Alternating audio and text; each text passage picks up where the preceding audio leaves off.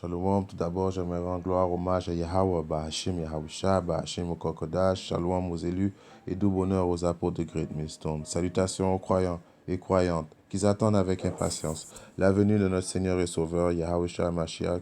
Ici, frère Amos de Montréal, Shalom.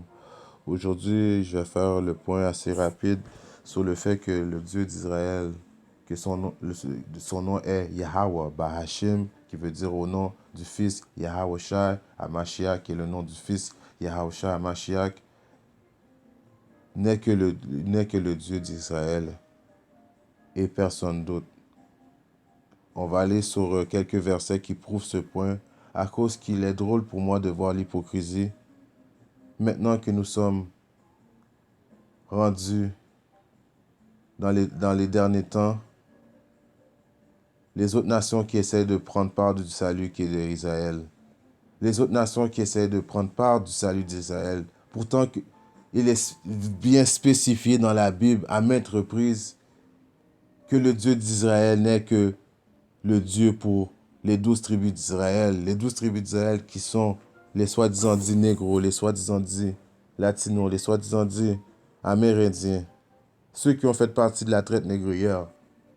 Et nous sommes éparpillés dans les 4 coins du monde. Il y a des Israélites tout partout dans le monde. Il y a des Israélites qui peuvent ressembler à tous les peuples dans le monde.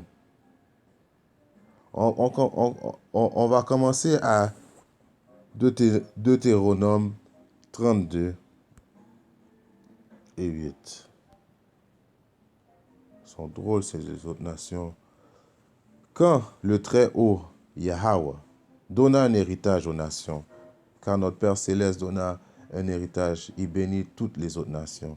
Quand il sépara les enfants des hommes, il fixa les limites des peuples d'après le nombre des enfants d'Israël. On continue.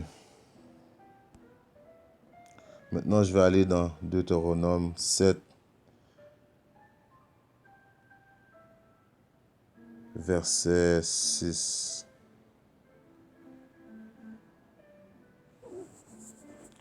Deutéronome 7, verset 6, il est écrit, « Car tu es un peuple saint, un peuple saint séparé pour l'Éternel, ton Dieu, Yahweh.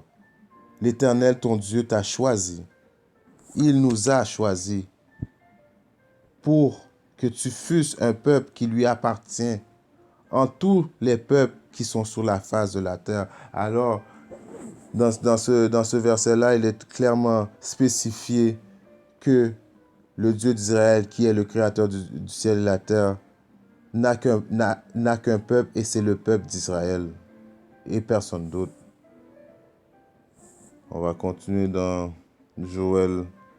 C'est juste pour faire mon point, à cause, comme je vous ai dit auparavant, j'ai lu quelque chose qui a piqué ma frustration de voir que les autres nations, surtout les chrétiens, font des commerciales que leur Jésus, que de toute façon Jésus c'est même pas le vrai nom. Jésus c'est la représentation de quoi, du diable, parce que le vrai nom de notre sauveur Yahweh Bashim Yahusha, qui est un homme noir et non un homme blanc, il est juste venu pour sauver son peuple.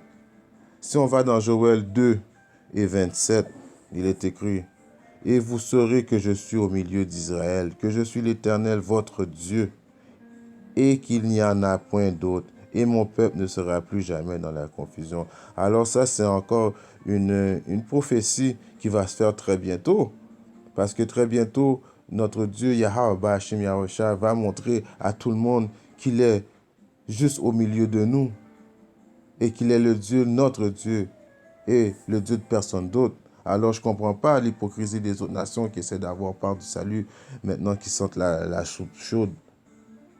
Vous comprenez? On continue. Si maintenant je vais dans...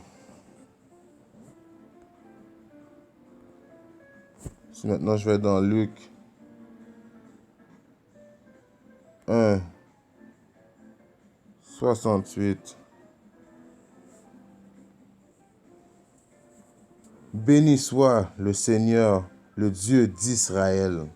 Non, il ne s'est pas écrit le Dieu de Moab, le Dieu des Édomites. Non, c'est écrit le Dieu d'Israël, de ce qu'il a visité et racheté son peuple. Son peuple. Je continue. Et nous a suscité un puissant sauveur dans le monde de David, son serviteur, comme il avait annoncé par la bouche de ses prophètes des temps anciens. Un sauveur qui nous délivre de nos ennemis. Qui sont nos ennemis? En première ligne, notre ennemi premier, c'est Issor, qui est les Édomites, qui est Satan. Satan qui veut dire l'adversaire. Et les autres peuples font tous partie de nos ennemis. Et dans la main de tous ceux qui nous haïssent. Je continue, 72. C'est ainsi qu'il manifeste sa miséricorde envers notre Père et se souvient de sa sainte alliance, selon le serment par lequel il avait juré à Abraham, notre Père, de nous permettre, après que nous serions délivrés de la main de nos ennemis, de le servir sans crainte, en marchant devant lui dans la sainteté et dans la justice tous les jours de notre vie. Donc, jusqu'à maintenant, vous voyez que le Dieu d'Israël est que le Dieu d'Israël. Alors, je ne comprends pas pourquoi que maintenant que la soupe est chaude, ils essaient de... Voyons donc, restez avec vos dieux. Restez avec vos dieux, comme les Arabes, allez prier votre Allah. Et dans le Coran, il n'y a aucune prophétie, c'est un livre, un livre, un plagiat, comme on dirait, un plagiat, il n'y a rien là-dedans, c'est juste de la foutaise, ce livre. Alors maintenant, je ne comprends pas que maintenant que vous sentez la soupe chaude, vous essayez d'avoir part du salut, comment? Si on va dans 1 Jean 3, 4,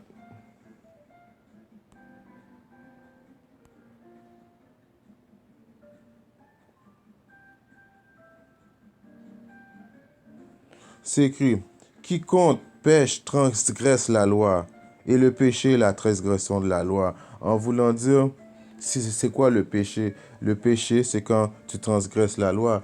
Mais la loi a été donnée à qui? Allons voir à qui la loi a été donnée.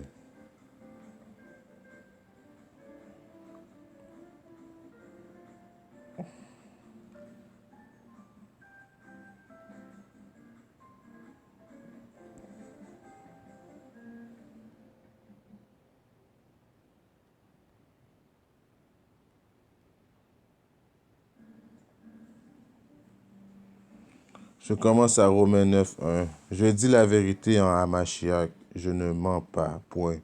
Ma conscience m'en rend témoignage par le Saint-Esprit. J'éprouve une grande tristesse et j'ai dans le cœur un chagrin continuel, car je voudrais moi-même être anathème et séparé de Hamashiach pour mes frères, mes parents selon la chair, qui sont israélites, à qui appartient l'adoption et la gloire, et les alliances, et la loi, et le culte, et les promesses, et les patriarches, et de ce qui est issu selon la chair, à Mashiach qui est au-dessus de toutes choses, Dieu béni éternellement. Amen. Alors, il est vraiment bien écrit, noir sur blanc, dans Romains 9, 4, qui sont israélites, à qui appartient l'adoption, et la gloire, et l'alliance, et la loi, et le culte. Alors, si la loi a été donnée aux Israélites, donc les nations, c'est quoi qu'ils ont eux autres? Alors les autres nations, eux autres, qui s'arrangent avec leur faux Dieu et qui nous laissent notre Dieu à nous, à nous. De toute façon, très bientôt, notre Dieu va nous prouver vraiment qu'il est juste dans le milieu des Israélites. Et nous, j'espère que ça vous a identifié un peu. À la prochaine fois. Shalom.